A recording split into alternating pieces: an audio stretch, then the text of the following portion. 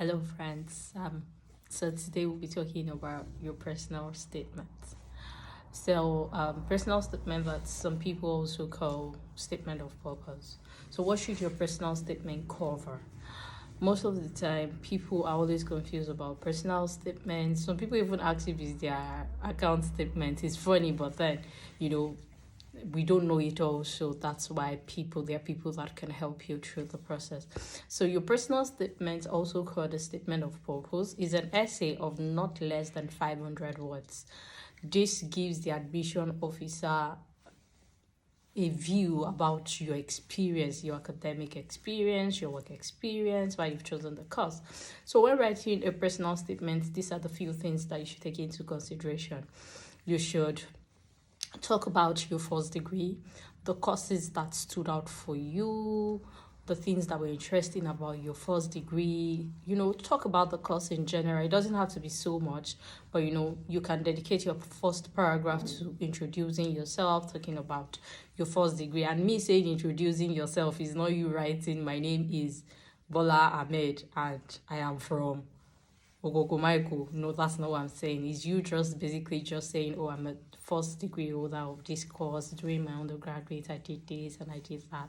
So you can just use your first paragraph to do that.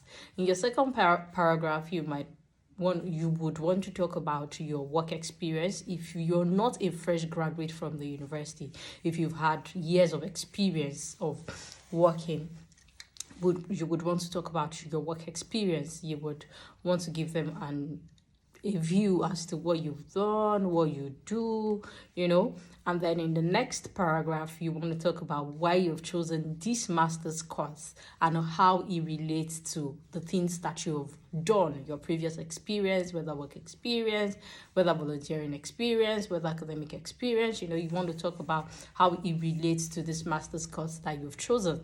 And then you'd capture that properly. You talk about you do your personal research. When you say I'm applying for international business management at university of this, you should have gone to the university to check, what will you be learning on this master's program? How you would talk about the things that you'll be learning on your master's program. You talk about your interest in that course, and then that paragraph should also cover why you've chosen that school. So if you're going to, say, University of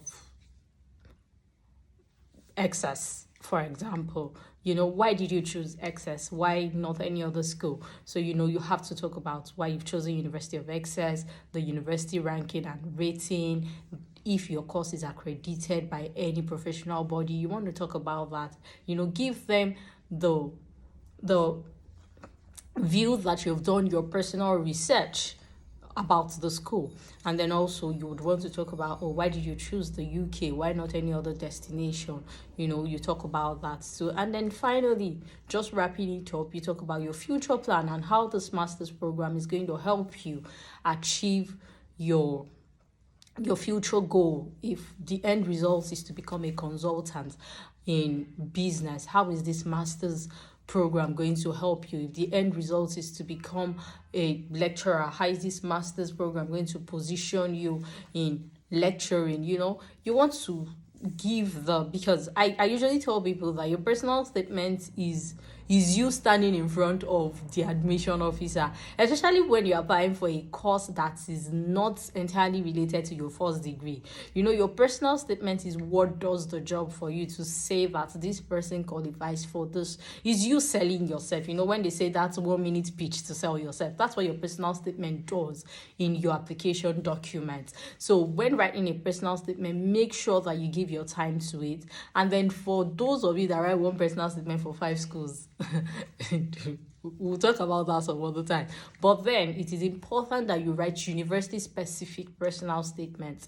This helps you to reduce the number of rejections that you get. Some schools will be lenient enough to say, kindly provide a revised personal statement written specifically for university A, Z, and Y and all of that. But some schools, with the tones of application that they are dealing with, they don't even have that time. You just get refusals straight. At least I know 2 or 3 schools that does that now. If your document is not complete, your personal statement is not impressing, they just reject the application with no explanation. So I think it is important that we take our time to write a personal statement, and that is all I just came to give you a rundown about. So I will be dropping another video very soon, which is who can take a longer dependence to the UK. So you guys have a nice day and enjoy the rest of your week.